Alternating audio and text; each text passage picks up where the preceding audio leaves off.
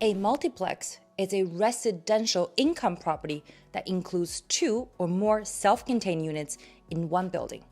In Ontario, if a property has 2 to 4 units, it's classified as residential and can often be financed through standard mortgage programs. But once a property has 5 or more units, it becomes commercial residential, and the financing rules change entirely, including how much you need for a down payment. Hi, my name is Ali. I'm the co-owner of Home and Capital Realty. We have been committed to helping clients buy, sell, and invest in real estate for over a decade. And this channel is all about educating and empowering people to make well-informed decisions in real estate.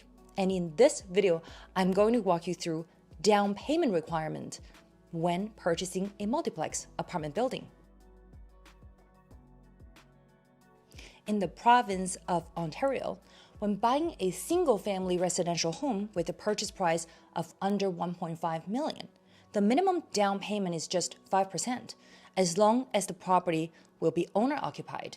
And this applies to homes that qualify for mortgage insurance through providers like CMHC, helping first-time buyers and homeowners get into the market with a lower upfront investment.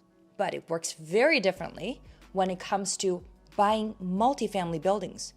When buying a 2 to 4 residential multiplex, you may be able to finance the property with as little as 5% if you plan to live in one of the units and qualify under the CMHC insured lending.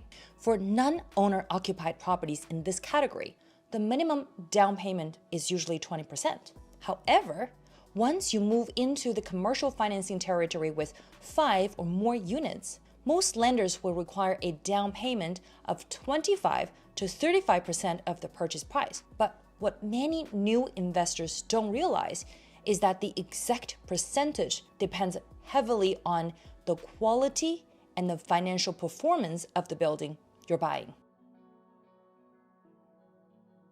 Sophisticated investors understand that not all multiplexes are created equal in the eyes of a lender. It's not just about the number of units, it's about how strong the building is as a financial asset. If the building is located in a desirable neighborhood, has a strong, consistent rental income, a low vacancy rate, and is well maintained with current market rent, it will be considered a stabilized asset.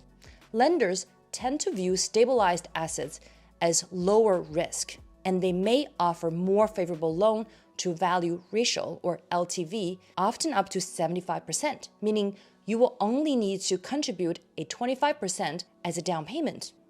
On the other hand, if the property has below market rent, poor maintenance, or inconsistent rental history, lenders will classify it as a higher risk property. This is common with older multiplexes that have not been upgraded or where previous owner was a hands-off landlord. It can be especially true if the current tenants have been in their units for a long time. Chances are their rent is much lower than the current market rent. For these type of buildings, lenders may offer a lower LTV, say 65 to 70%, which means you will need to put down 30 to 35% or more to get financing approved. In a nutshell, a well-performed asset reduces your capital requirement, while a weaker one does the opposite. Sophisticated investors analyze buildings not just for the potential upside, but for how financeable they are right now. A strong building lets you use less of your own cash, keep more liquidity on hand, and scale faster.